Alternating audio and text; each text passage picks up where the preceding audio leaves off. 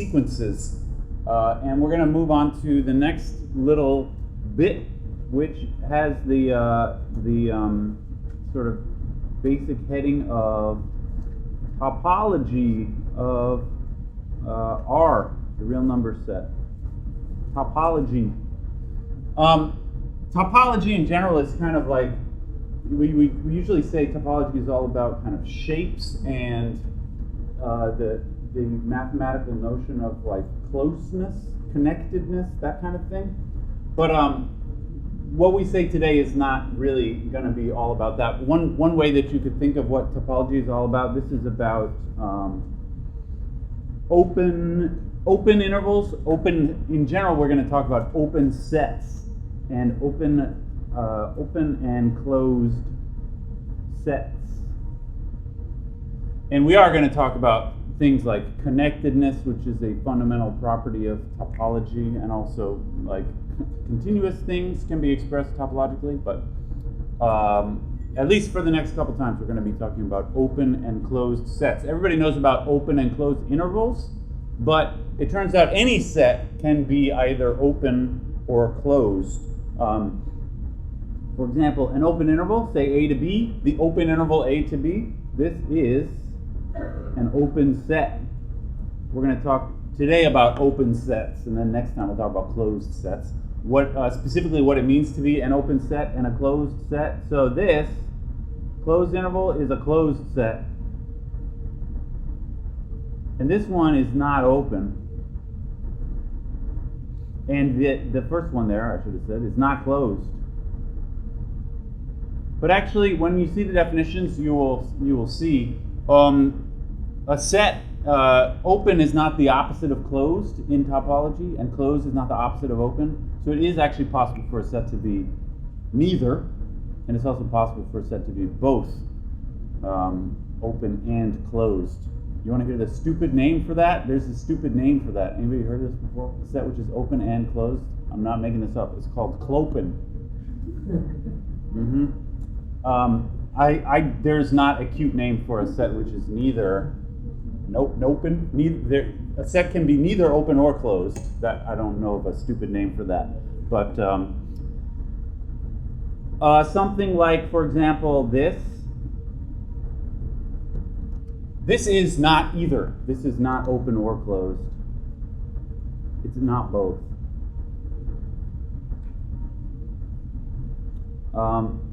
This, say the interval minus infinity to infinity, also known as just R, the whole set of real numbers, this is actually both open and closed. So I'm just trying to impress on you, like these are concepts which are, it's not obvious how exactly to define them, but it turns out once you know what the two words mean, then more or less all of these become obvious. But today we're going to focus on open. Informally speaking, open, and this is the way that you would say it for an interval, this is, informally speaking, an open set has no boundary points. I'll put that sort of in quotes because, I mean, I didn't tell you exactly what I mean by boundary points. So this is not a real definition, but this is the idea that you should have in your head when I ask you to imagine an open set. You are imagining a set which has no boundary points. So the whole set of R is open because it doesn't have any like end points. It just goes out forever with no point on the end. And of course, an open interval is also an open set because it lacks the two endpoints on either end. All right. An open set is something that kind of has no boundary points. Another way of saying this, another intuitive way, every point is an interior point. Right? When I say there are no points on the boundary, another way of saying that is like every point that's actually in there is not on the boundary. So every point is on the inside somehow, if that's even possible. That sounds, I don't know, maybe that sounds a little nonsensical, but it's true. Every point of an open set is kind of on the inside. It's never on the edge. Here's a definition. I'll give you the real definition, and then we can talk about this. So a set our book uses this. It's a rare mathematical notation to use a capital O for something. It's not the number 0. I'm going to give it a little curly thing on top, so it looks like a nice script O or something. A set O, a subset of the real numbers, is open when what I'm going to say is basically what I said up here. Every point is an interior point. So I'm going to say for all points, for all x in O. What do I mean by interior? What I'm about to say is basically like x is on the inside. It's not on the very edge. What does it mean to not be on the very edge? It means each of these points can be surrounded by some other points which are also part of the set. So it's not on the edge. It has like all this buddies all right next to it, right? It's crew. So how to say that? I'm going to say this using a neighborhood. I'll say there exists epsilon greater than 0 such that the epsilon of x is a subset of O. All right? This technical mumbo jumbo here means x, I'll say it this way. It means x is surrounded by a neighborhood. When I write neighborhood, I'm usually going to write it like that. X is surrounded by a neighborhood of values in O, right? In particular, it does not have any values right near it which are outside of the set. That's because it's not on the edge. That's what I'm trying to say. All I'm trying to say here is a fancy way of saying x is not on the very edge. It has other guys around it. So, for example, the picture you should have in mind, if this is O, some big set like that, x is here. This x is not on the edge because there's a little neighborhood around it, which is still all inside the set. So this neighborhood here this is the b epsilon of x. And I'm saying if the set is open, it means every point has a little neighborhood which is entirely contained inside the set. There are no points on the edge, all right? That's what it means to be open. So let's look at an example. How about some simple examples? The open interval from 0 to 1 is an open set. Why is that? Well, if I think of it in terms of like the picture here, here's 0, here's 1. Is it true that if I choose any x inside the interval, the set is all these points, not including the endpoints, right? If I choose any x, can you find a little neighborhood around that x, which is still inside the interval? I think you can. So if I choose, say, x, like right in the middle, for example, you can definitely put a little neighborhood around this x, which does not stretch outside the original set. What if x was really close to the end? Could you still do it? Yeah, you could. I mean, that interval might have to be really small. What if x was right on the end? What if x was, say, 1? Then any neighborhood would have to stretch out. But the whole point of like the definition of open set is you choose a point which is already in your set, and then you say, does that point have a neighborhood around it which is still contained in the set? I say yes in this example. Can we be really specific about this? If I would like to do a little proof of this, I'm going to say, you have to say something like take any x in the open interval 0 to 1, then choose. You have to say, what can I choose for the epsilon that makes it so that all these values are, you have to choose the epsilon somehow small enough so that all the nearby values are inside the interval.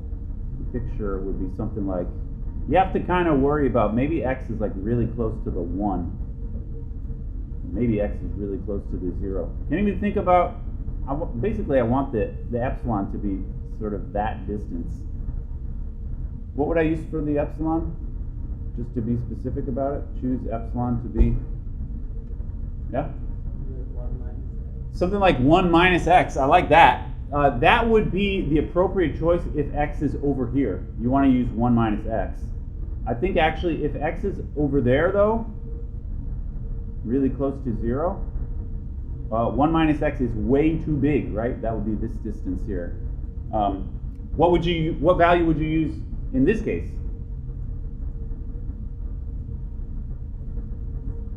Yeah, just x? Yeah, I think just x would be that little distance here. I would say something like, I want to choose epsilon to be whichever one is smaller between those two options, right? Because one or the other will work. It depends if x is on the right side or on the left side. Well, we can just say that. So I think the most sensible way to do this is choose epsilon to be, I'll say it this way, min of x and 1 minus x. Whatever's smaller between x and 1 minus x, right? And if that's the epsilon, then v epsilon of x will be a subset of the open interval 0 to 1. All right? So you have to actually tell me what the epsilon will be in terms of the x. Sometimes it's easy, sometimes it's less easy. All right? Any thoughts about that one? That's the classic example of an open set. How about a classic example of a set which is not open? Here's another example. How about this? The closed interval 0 to 1 is not open. Can we prove that? To prove it's not open means that there is some point where all of the neighborhoods actually stretch beyond the original set. Can anyone think of what point? I'm thinking about 0 to 1, the closed interval, including these two endpoints. Is there some point where any interval around that point, any neighborhood will necessarily stretch outside of the set? Yeah, 1 or 0 would both be points where any neighborhood will stretch outside of the set. So this is not open because if I take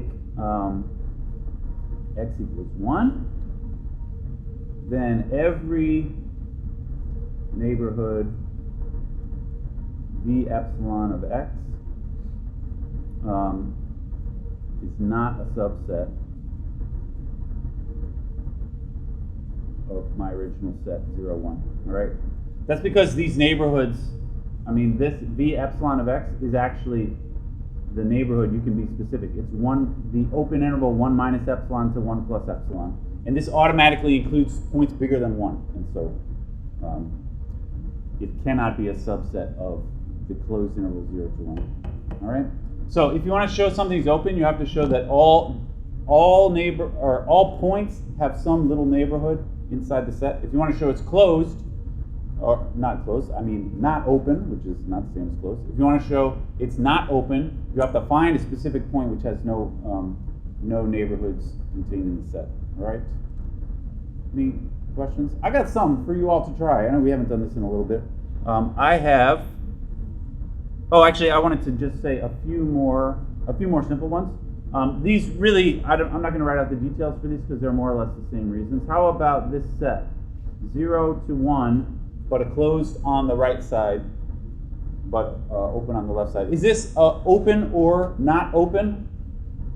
What do you say? Give me the thumbs if you like. Open? Not open? I see some thumbs down. Yeah, this is not open. What's the point around which some neighborhoods will leave the set? The point is 1, right? I'll just say if x equals 1, then v epsilon of x, can I write it this way, is not a subset of the interval 0 to 1, right? Because if you choose the very right-hand endpoint, any neighborhood around that point has to stretch out beyond the set. How about something like the interval 0 to infinity? Is that open or not? I mean, usually we would call that an open interval, although one side is infinity, so it's a little weird.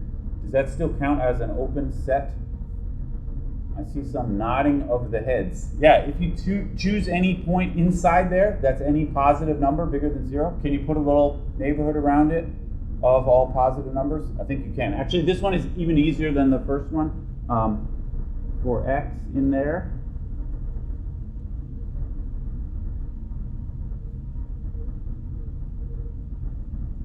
Anyone say, how can I choose epsilon? The picture here is 0 is there, and then x is, some neighborhood, some point there. You have to choose a little neighborhood around the x. What could I use for the size of the little neighborhood?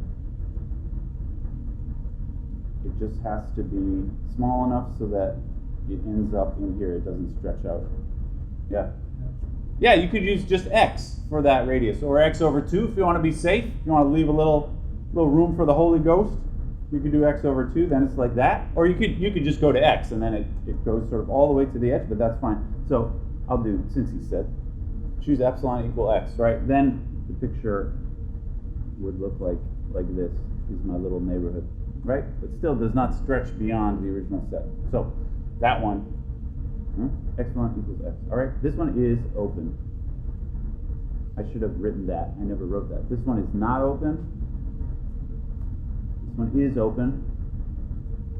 I had one more simple example. Oh yeah, can you see why now? It should be pretty obvious now. This one definitely is open, right? This is just all real numbers. Is it true that around any real number there is some neighborhood which is still all real numbers? Yes. That definitely is true. So this one is open. You can use epsilon to be anything, and it will have the properties you need. Okay, now I got something for you to try. So I'm going to give you 4 sets each time. Your job is to tell me, is it open or is it not open? Open or not? If you say it is open, then tell me how to choose the epsilon. And if you say it's not open, tell me where's a point where there is no neighborhoods around it in the set. All right. How about this one? 1 over n, a natural number.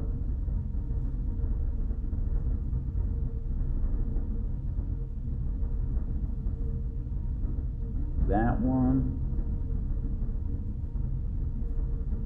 Here's a fancy one.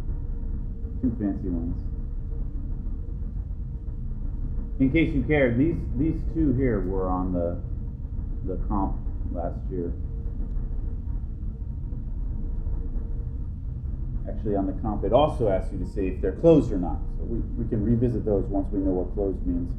But see what you think. I'll give you a few moments, and I'll walk around and see how you're doing, if you don't mind.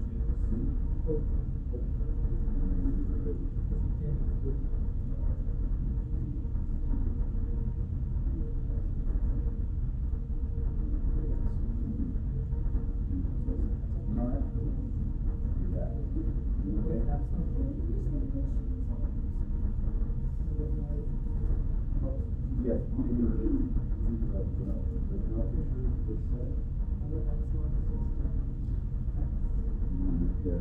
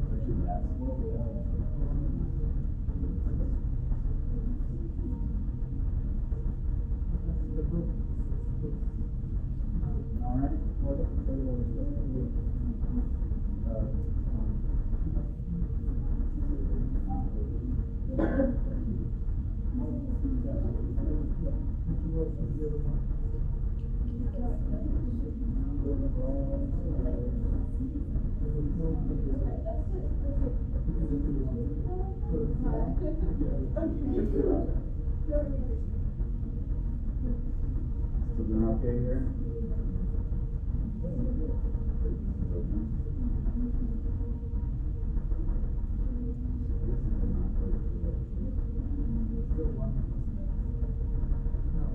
Something like that.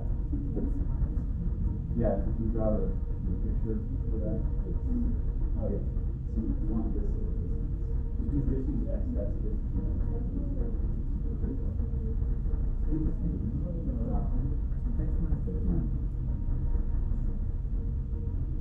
Take a few more minutes and then we'll chat about them.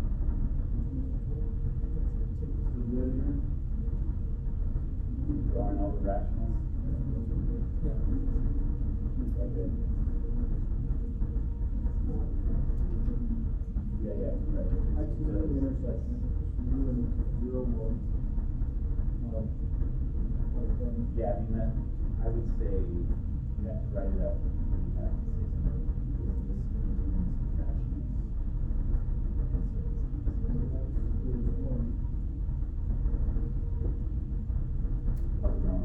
This is the book. Yeah.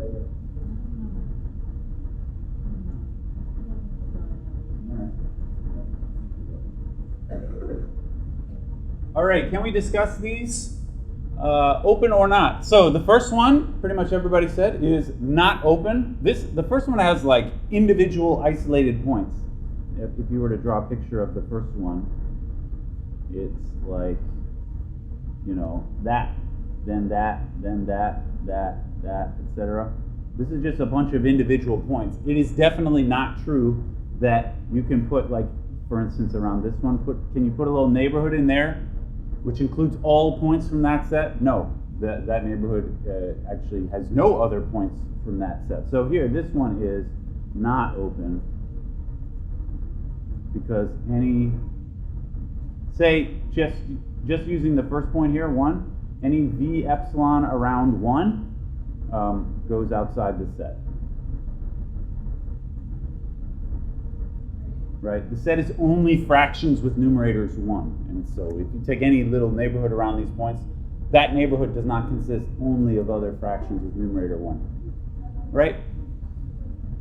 Any thoughts about that? Everybody said that. Okay, the second one is very similar. This I would more often write that set as the open interval 1 to infinity, right? That's the same thing. And this one is open. And you can choose the epsilon. So this is a set where it starts with 1, everything more than 1. And if my x is like that, I can choose the epsilon like this to be x minus 1. That's the most sensible choice for what the epsilon needs to be in order for that to be contained in the set. All right? Any questions about that one? Yeah. So the first two I think were quite a bit easier than the next two. This one, Q intersect the closed interval 0 to 1. Maybe I'll just scroll this. Actually, this one, everybody who had an answer here said that it was not open because it has those endpoints. You can go to, say, the number 1. This is not open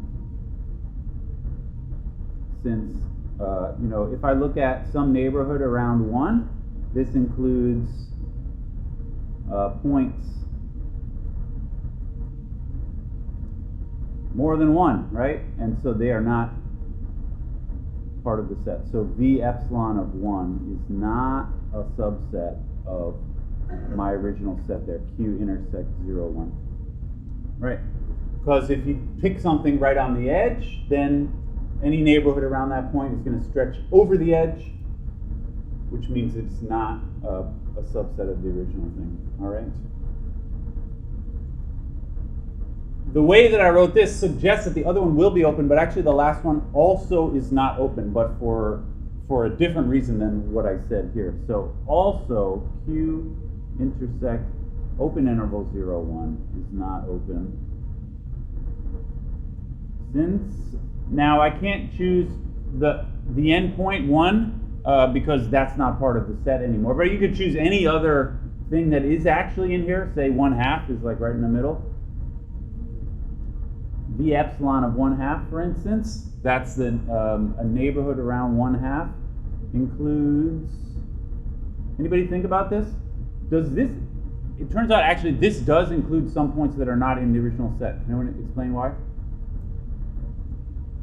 Yeah. Yeah, it will include some irrational numbers. I can't say specifically what irrational numbers, but this because like. If you look just in a small region right around 1/2, there are some irrationals in there because the irrationals are dense in the real line, right? So this includes some irrationals. In fact, it includes infinitely many, uncountably many irrationals, although that doesn't matter. Includes some irrationals, so V epsilon of 1/2 is not in Q intersect 0, 1. All right. Sorry, I should have said open interval here, 0, 1. Same set that I'm trying to talk about. All right. Really, in this case, this part, the 0, 1 is kind of a red herring. Actually, those parts don't even really matter because it is generally a fact. If you take a rational number and put an interval around it, that interval must contain some irrationals, right? So actually, for the same reason,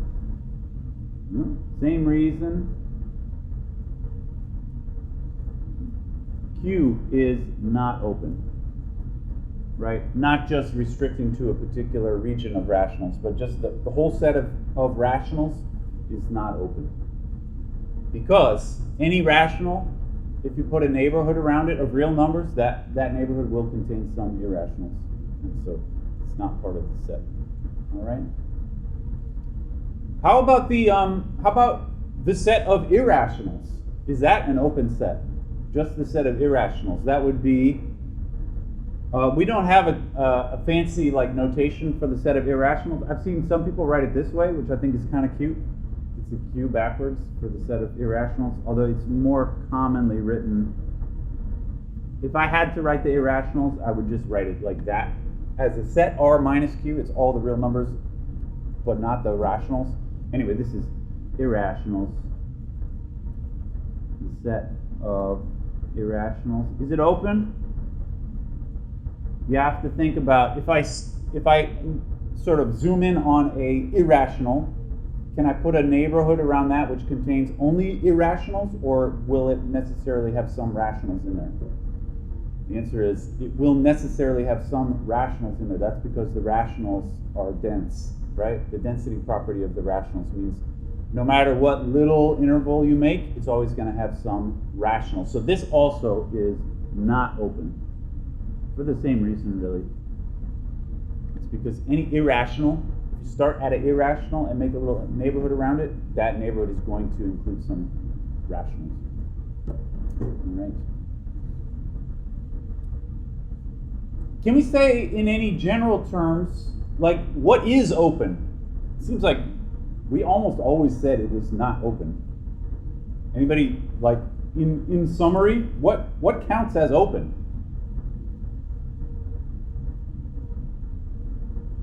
Yeah. Yeah, the set of all real numbers, that's open.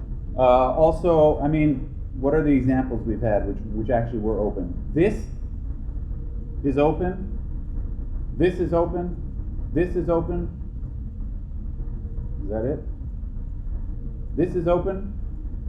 Actually, every example which is open, could I just describe in a few words and say it's like an open interval, right? I think all of these examples where it really was open, they have been open intervals, sometimes going to infinity, sometimes not going to infinity, right? Basically, open sets are just open intervals, but it's not only that. So it can be, can I just say, not all open sets are just intervals.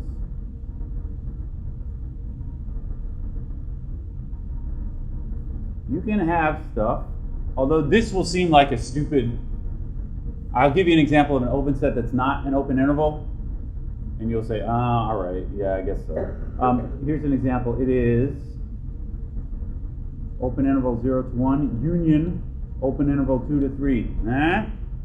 This is a set, if I were to draw the picture, it looks like these guys without the endpoints, and also these guys without the endpoints. That is also an open set. It's because it's still true. If I choose any point in here, is there a neighborhood around it which I can fit inside the set? Yes. Or if it's over here, yes, also. So altogether, that is an open set. You can do weird things like this. Like, for instance, you could take this has like 2 separate pieces, which are each open intervals. You could take 3 separate pieces, or you could take even infinitely many separate pieces. If you took, say, only the intervals from each even up to the next odd, and then you skip a little bit, and then you have another solid part, and then you skip a little bit, something like that, that's also an open set. So I would say, generally speaking, this is not really a technical statement, but generally an open set of R looks like some union of open intervals where, I mean, it could be like 2 open intervals or 3 open intervals or something like that. This is generally what an open set of R is going to look like. It could have infinitely many open intervals in a union. And there aren't really other examples of open sets. Yeah? When you say that like R is open, like we're excluding like imaginary numbers, right? Like Yes. They're not ordered. Certainly. Yeah. R does not include imaginary numbers. There is a notion of a set in the complex numbers can be open or closed, although the concept of neighborhood is different in that setting. So the complex numbers live on a plane, the complex number plane. So yeah, in complex numbers, if that's a complex number z, then the neighborhood is defined to be the small region like that. And if that's your definition, then that's how you say if a complex number set is open or closed. So there's no like real number that has an imaginary number around it. They're different. Well, yes. I mean, if you are looking at the complex number plane, then, and this is the real number axis, then it is actually true that every real number has infinitely many complex numbers all around it. But so the technical way we would say this topologically is inside the space of real numbers, there are open sets of real numbers. They look like intervals, which are little lines. Inside the complex number plane, there are open sets of complex numbers. And actually, inside the complex plane, the real number line is not an open set. But inside the universe of real numbers, then the set of all real numbers is an open set. This is a little confusing. If you take our topology course, you will. This is generally called subspace topology of subspaces. So R by itself is a little bit different than R if you consider it as a subset of C, the complex number plane. That's all I'm saying. We in this class are always going to discuss R as a thing by itself, not as if it lives inside the complex numbers. All right. This raises an interesting question. If you can take open sets and make unions out of them, the union of two open sets will be an open set. At least it seems that way on the picture. What about intersections? So let's actually talk about this. Can we talk about, I would like to talk about unions and intersections of open sets.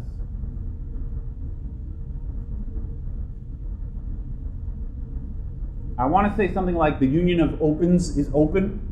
The intersection of opens is open. Like, is that actually true? And furthermore, can we explain why that's true? Let's talk about unions first, because it really is true for unions. So I'm going to write this, I guess, like as a little theorem, although it's pretty straightforward to talk about. This would be totally fair game as like a test question or a comp exam question. If A and B are open sets, then A union B is open. Right? Let's see if we can demonstrate this. When I say this, the idea that you should have in your head, sort of the picture in your head should be A and B are each little open intervals. And then is the entire set, just like if I consider them together, is that still an open set? Can I still put a little neighborhood around all of these points? The answer is yeah. I mean, if your point happens to be over here, then you put a little neighborhood over here. And if your point is over here, then you put a little neighborhood over here. So it seems like this should work out. Here's how I'm going to write the proof. Actually, it's more or less along those lines. What we have to do is take X in the union, and then we'll find some V epsilon of X, which is also a subset of the union, right? That's what it means to demonstrate that the set is open. You choose any point in the set, and then you have to explain why there's going to be some little neighborhood which is still part of the set. In this case, I'm talking about the union. All right? Now, just because I know what the word union means, X in A union B means either X is in A or X is in B, or maybe both. That's possible too, but there are two alternatives, and you basically will write out the proof in two separate cases, although the two cases are going to be the same. So I'm going to say, without loss of generality,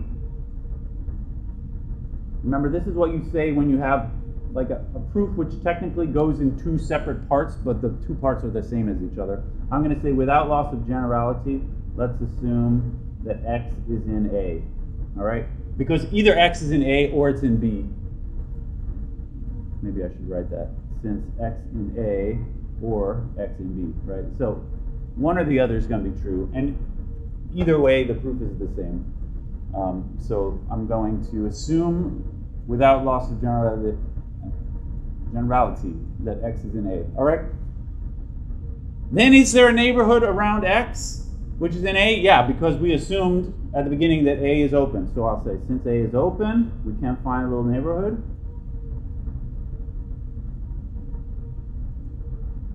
There is some V epsilon of X, which is a subset of A, right? That's because A is an open set. And now, remember, we're pretty much done at this point. The conclusion must be this. V epsilon of X is in A union B. I have this is in A. Does that mean that it's in A union B? I think it does, because A is like one small portion of A union B, right?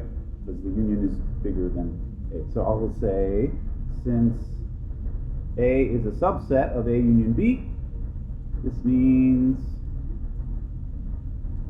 V epsilon of X is a subset of A union B. Right?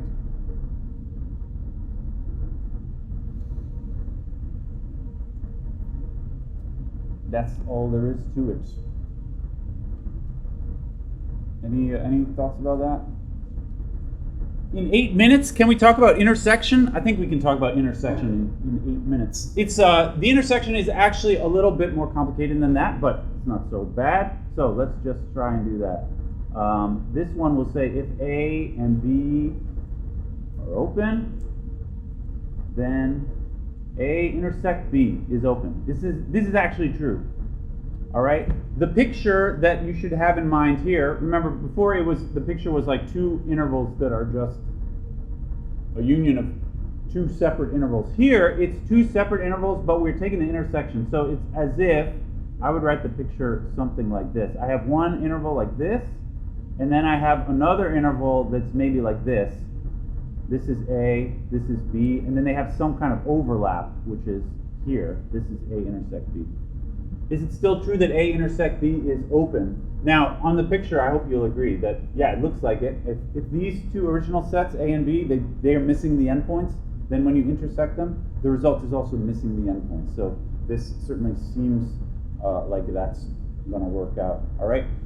Let's see if we can write out the proof here. The proof is a little bit more complicated, but maybe towards that end. Let's say, imagine that I choose an X right here.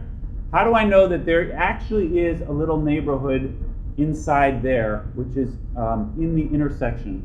The idea is basically, because you can look at X here, and you can also look at X here, and each of those has a little neighborhood, right? And then you could just, I suppose, take the intersection of those little neighborhoods, and you get another little neighborhood, which is definitely inside the intersection down here. So this is how the proof is going to go. I will write it out the details here. So just like before, I'm going to say let X be in the intersection, and then we'll find some neighborhood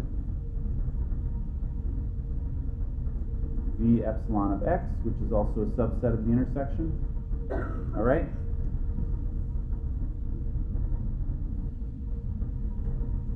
And how exactly do you find that neighborhood? Well, you take the neighborhoods that you get from A and B. Because X is in the intersection, sorry, I wrote a union here. That should be an intersection. Let X be in the intersection. Sorry about that. I'm trying to make sure we get it done in 5 minutes. 5 minutes is plenty of time. X is in the intersection. That means the other one was in like two separate cases. Either X is in A or X is in B. Actually, this one, it means it's in both. So I will say, since X is in A, we have some neighborhood. Maybe I'll call it V, I don't know. I don't want to say epsilon because really the situation is I'm going to end up with two different neighborhoods and I have to combine them to get the one that I want. So I will call this one V, how about alpha? I should use another Greek letter, right? I was going to say epsilon and epsilon 1 and epsilon 2, but I don't like the double subscripts. I'm going to go with alpha. This one is in A. I like how alpha kind of matches with A. And since X is in B, we have a neighborhood V beta of X, which is, I wrote element, I mean subset of B, right?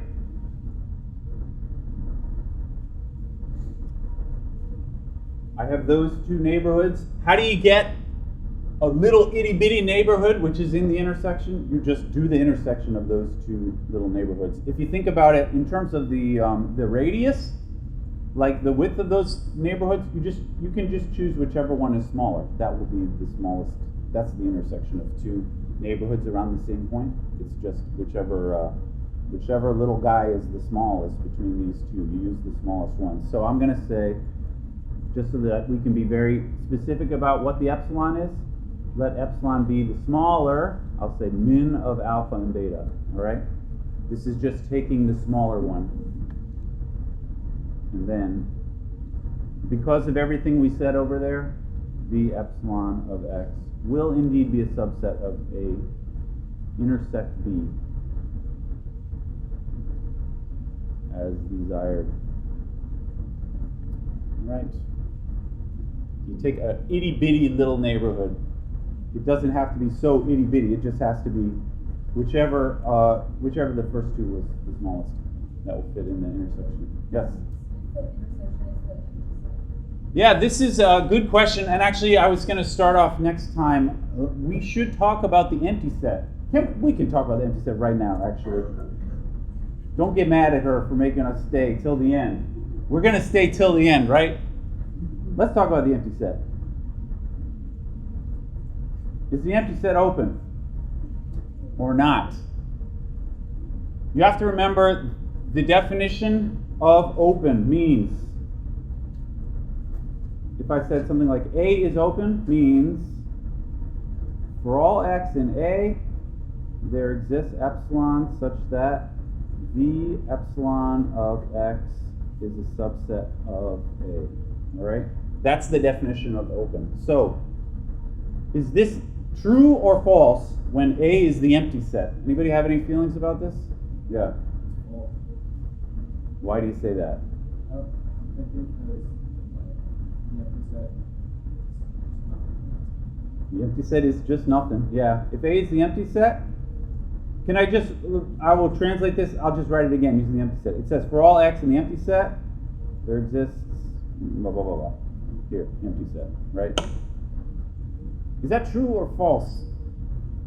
This is something that you learn in your discrete math class about statements which begin with for all x in the empty set. What elements are there in the empty set? There are no elements in the empty set. This is what they call a vacuous statement. This is a statement about elements which none of which exist. Anyone remember this from discrete math? Is that true or false? It's called vacuously true. That is, this is for technical reasons in logic. If you are making a statement about nothing or about the empty set, about all elements of the empty set, this counts as true by some kind of twisted logic. This is like if I said something like, all my ex-wives are models. This is true because I have no ex-wives. And so that is what they call vacuously true. Vacuously true.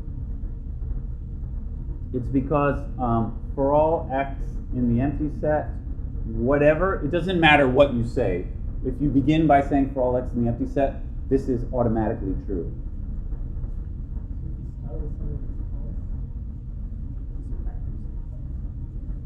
Yeah, this is related to the idea that in an implication like P implies Q, if P is false, then this whole implication is automatically judged to be true.